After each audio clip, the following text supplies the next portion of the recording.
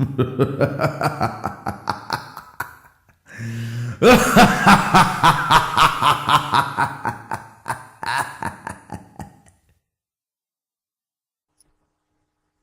always been a night owl. I like fighting sleep, and I try to stay up past the time that I should be going to sleep. My mom tells me that I need more sleep and that I can't cheat the Sandman, but she's always worrying about something. One of my favorite past bedtime activities is staying up late, reading horror stories. You know, the ones that involve a ton of blood and gore.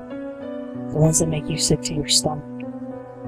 I know that some people think they're cliched, but you can't deny the satisfying, sick feeling you get when you hear about someone's heart being ripped out. I'd come across a particularly disturbing story about the origin of the song Ring Around the Rosie. Apparently, it was a song about the plague. The ring around the rosy was a red, rose-colored rash on the skin. The pocket full of posies was in reality herbs to make people smell nice, because the belief was that the plague would spread by bad smells. The masks of the plague doctors were filled with herbs and said to protect them from the disease. Ashes was to illustrate the cremation of the body. People with the plague would be confined to their homes. We all fall down. The doors of the infected would have a red cross painted on them, along with the words, "God have mercy." The thought of all those kids running around singing that song absolutely gave me the creeps. I was surfing around the internet for something to calm my nerves when my internet connection went out on me. "Great," I said sarcastically. Now I'm stuck with that Ring Around the Rosie song in my head. I suppose that I could have played a game or something, but to be perfectly honest, I was tired. So I decided to go to bed. The light from my computer guided my steps through the landmines of junk stacked around my room. Just as I laid in bed, I noticed that my computer shut off. That was weird because not only did my monitor shut down, but the hard drive as well. Just as the light from my computer faded, I could have sworn that I saw something move in my room.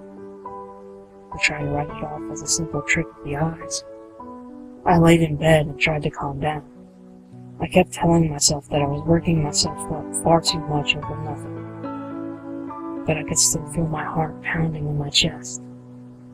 My eyes scanned the room, looking for a shadow, anything out of the ordinary. Then, all of a sudden, I heard the sound of something moving around my hardwood floor. It sounded like footsteps. Shaking in fear, I hid myself underneath the blanket. Along with the movement across the floor, I heard heavy, labored breathing. Did someone break in? I prayed to God that it wasn't that. I've had the same fear since I was 5 years old. On my first day of kindergarten, my lunch buddy told me a story about how a burglar broke into his house. According to the story, he was armed. He made the boys show him where his mom's jewelry was hidden. He stole her wedding ring, along with some other valuables. When he was leaving, he told the boy not to say a word, because he would be watching him from his bedroom window every night.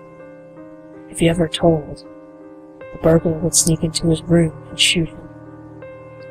I've been terrified of the sounds in the middle of the night ever since. Even now, I catch myself looking over my shoulder for the shadow of a man in my bedroom window. The sound of heavy breathing on my right snapped me back to reality. Whatever was standing beside my bed was now crawling under the covers with me.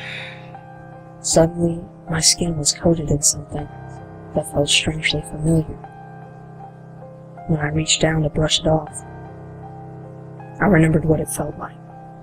Last summer, my family had taken a trip to the beach. My sister thought it would be funny to bury me in the sand when I had dozed off.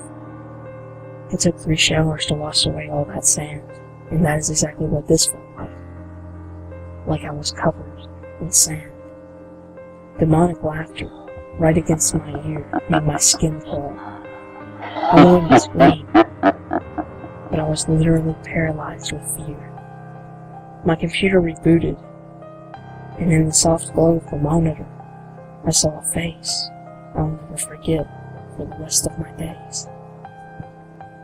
It was a face that looked like it had been sewn together with the flesh of other people. Its teeth were long and yellowed. As he laughed, I could smell his breath. It smelled like the cemetery when there was a freshly dug grave. His eyes were lifeless white orbs. In his hand he held a small pouch, an impossible amount of sand pouring from its opening. As he moved the pouch over my face, I didn't even have the chance to scream. As I fell asleep, I heard him say, "You need your sleep. You can't cheat the sandman." I remember the dream I had that night very well. It was the first nightmare of many. It was about a little girl roaming aimlessly through a huge house, singing that nursery rhyme. In the dream, she ran directly towards me and flung ashes in my face. I ran across the room to where there was a giant mirror mounted to the wall. Looking at my reflection, I noticed a ring-shaped red rash on my face. My skin began burning like crazy. It felt like I was in a furnace. In the dream, I finally found my voice to scream. I woke up with my mom shaking me. I was still screaming. She looked as if she had just seen a ghost.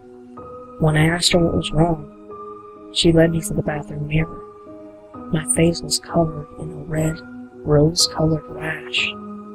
Later that day, I overheard the doctor telling my mom that it was the strangest thing he had ever seen. He said that it looked like I had contracted the bubonic plague. Luckily, they can treat it now, but that was only the beginning of my problems. Every night since then, I have a new nightmare that depicts a story I've heard somewhere before. I can't take it anymore. I've tried everything on the market to stay awake. I haven't slept in 3 days. Now I'm so tired, I can barely keep my eyes open. I hear a noise coming from the corner of my room. I can't help myself. My eyes dart to the window, where I see the shadow of the Sandman creeping up behind me. As I look down, I see that my bed has become a sand trap, and it's slowly pulling me under. The sound of my shriek is muffled by the sand filling my mouth. My last thought was about the little boy sitting across from me at the lunch table at kindergarten. I wish I could tell him not to be afraid of what's outside of the window, because it's the things on the inside that will scare you to death. As a child, I remember being told about the Sandman putting us to sleep every night. The Sandman would whisk you away into a land of sweet dreams. But I'll have you know he's not the fairy you think he is. Do you remember the exact moment you fell asleep? No, your subconscious doesn't let you remember. Your body does you a great favor by forgetting, because if you were to remember, you would pray to God every second you could forget it. Take my advice. Go to bed when you're told to. Go to bed early if you have to. You need your sleep, because you can't cheat the Sandman. He won't let you.